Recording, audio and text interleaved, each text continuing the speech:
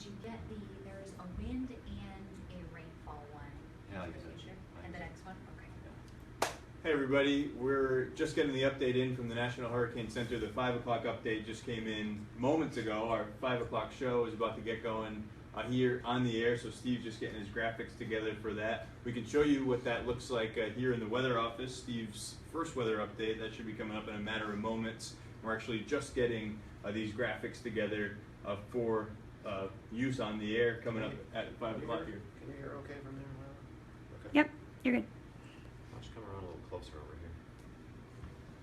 Yeah, we're going to do an update here at 5 o'clock on the update. Winds are 140 miles per hour at the 5 o'clock update, and the track will be showing you on air very shortly. Still a Category 4, yes. That's the producer talking to me here. Mm-hmm. Moving north at 9, so we're just waiting to do our little on-air hit. Just a slight Julie reduction Phillips, in the last. Ian Oliver, and that guy over there. We don't really know who he is. Yeah, so it slowed down slightly to the north, only a mile an hour. It lost 5 miles off its maximum sustained wind gusts, likely because it's interacting with all the higher elevations of eastern Cuba, western parts of Haiti there. It's been a very rough day, especially across Haiti where it made landfall earlier this morning, 7 a.m. this far southwestern peninsula of Haiti as a Category 4 with maximum sustained winds of 145 miles per hour. It was the worst hurricane to make landfall in Haiti in over 50 years, the third worst on record there. In the early 60s, I think, is what that was the last time they had it of that magnitude. Of course, they had the earthquake there 6 years ago.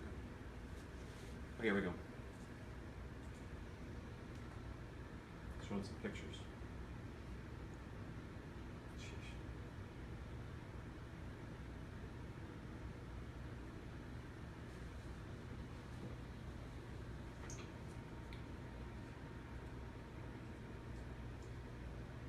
Looks similar. We still have a Category 4 hurricane with 140 mile per hour winds. This is clearly a Category 4. Very, very strong as we've seen. What kind of surprised us a little bit, hasn't weakened a bit more as a result of the interaction with land, as you saw the pictures just out of Haiti right there. That's a look at the storm, kind of passing now between the eastern part of Cuba and the western part of the island of Hispaniola, of which on the western side of Hispaniola is Haiti. And you can see the center of the storm, the eye of the storm, bit of overcast, but a very small eye, which usually indicates high intensity. And keep in mind, it's been interacting with land now, probably close to 24 hours, and yet, according to the National Hurricane Center, still has that Category 4 status of 140 mile per hour winds. Of course, the strongest winds would be the east of the eye, and that's true when you look at the forecast track relative to Florida.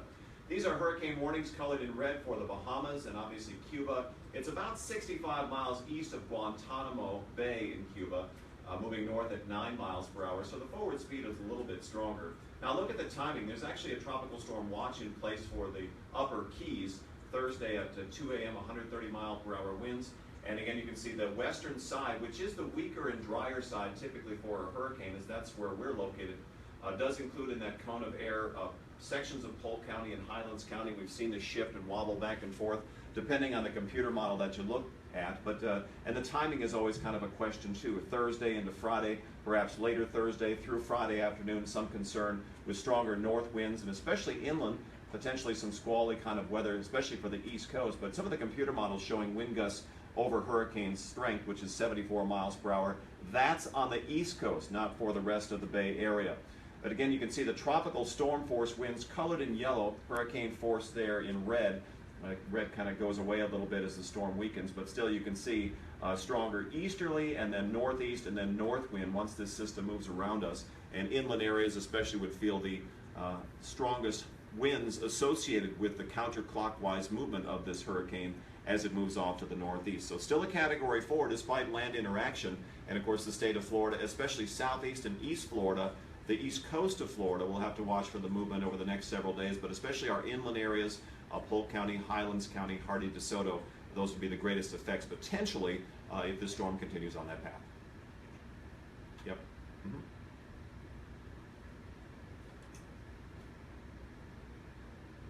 Okay. Cool. We're off air. We're still on Facebook. We're still on Facebook. I'm going to move closer so they can hear you better. Yeah, if you want to come around this way, we can show you some of the graphics we have queued up here. This is the visible satellite imagery, and you can kind of see the center. Steve was saying a little bit of overcast in the eye there but it really hasn't had much problems maintaining its intensity as it's interacted with the land here over the last day or so. It's almost kind of threading this needle a little bit in between Haiti and Cuba, and it's going to make its way into the very warm waters of the Bahamas here, where there's very little wind shear. So there isn't really an environment here for weakening over the next couple of days. Go into more content. This is the latest information on it. Steve said 140 miles per hour, moving north at 9 miles per hour. It's minimum central pressure right around 949. He showed you the track there on the air. A little bit farther west, looking like it kind of wants to skirt the Florida East Coast now as a major Category 4 hurricane, weakening to a Category 3 as it gets up towards offshore of Daytona Beach there. We'll show you this because it might have been hard to see on television. This helps kind of paint the picture of what the wind is going to be like and where. That yellow shading there is where tropical storm force winds are expected. And if you watched the Facebook Live earlier in the day, it was extreme eastern Polk County, extreme eastern Highlands County that was shaded there. And now this whole area has been shifted farther to the west as the forecast models believe this storm is trending slightly farther west. So now you can see better portion of Polk County, extreme eastern parts of Hillsborough County, all of Highlands County, eastern parts of Hardee, DeSoto counties, seeing the potential at least for some tropical storm force winds. But as Steve mentioned, thankfully we'll be on the less intense side of the storm here.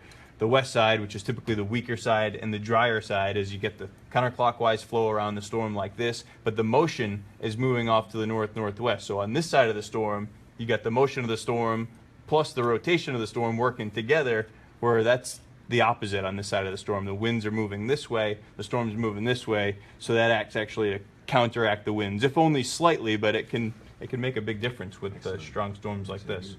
And there's really not a storm surge concern much at the moment, except for the little onshore wind here, but that could cause some wind-related storm surge. But in terms of an actual buildup of a storm surge, that just won't happen because it's on the eastern side. Now, it might in the Bahamas, but the bigger a storm is and the slower it's moving, it tends to build up a good storm surge. But that's not a concern at all for Tampa Bay. It's just mostly inland rain, higher wind gusts in the inland areas.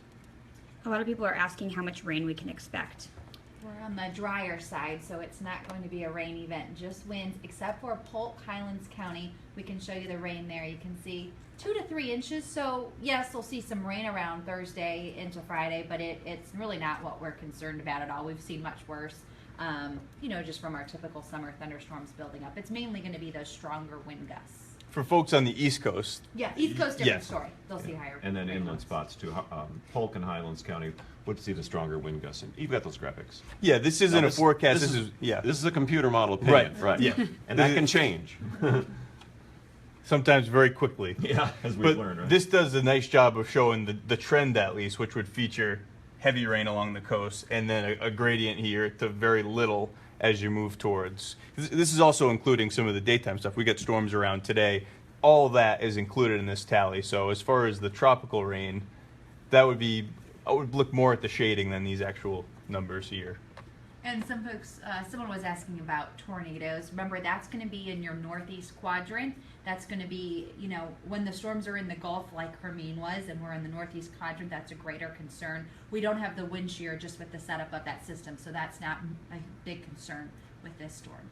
This is the wind gust. This is off the European forecast model, which the latest run came in, did trend significantly farther west, much closer to the coast, perhaps even an East Coast landfall. It's just the first run that's been showing that. So again, that's not a forecast at this point. The National Hurricane Center's cone did trend a little bit closer towards that. So they're including that in their forecast. But again, like Steve said, it's one forecast model and an ensemble of many. This is maximum wind gusts. It's what the European model thinks. So that's why it puts out some impressive numbers. Late Thursday night, Friday morning, you're seeing some wind gusts here up into hurricane intensity. Melbourne, 74 miles per hour. Titusville, 86 miles per hour. So there is going to be the potential there, especially with a farther westward track. All of these impacts are magnified the closer the center of circulation comes to the shore. Cool. I guess lastly, not to be forgotten, we've got Tropical Storm Nicole. Yeah, That- sure. yeah. But don't forget about Nicole. Fish storm. Yep. This one is a storm of irrelevance, which is a very good thing, especially with a busy tropical forecast. Right now, max winds at 50 miles per hour. It looks to wobble northwest 9 miles per hour over the next few days, and then spins down and weakens there south of Bermuda. So no trouble with Nicole. Matthew is a storm that we're going to be watching for several days here that will bring impacts to Florida. And we'll continue to bring the latest as the latest forecasts come in. We've got coming up here, talking about the clowns on the air now. Steve's got his main weather hit coming up in about 2 minutes, so we'll continue to update these and bring the latest on Facebook as well as on the air. Sounds with good. these guys. We'll be on the air shortly talking about it, but Ian's briefed you very well on it. So the idea is just know that we're on the weak side of the storm, the dry side of the storm, but just pay attention in case that should move a little farther west. We would definitely want to pay attention to that. Talk to you later.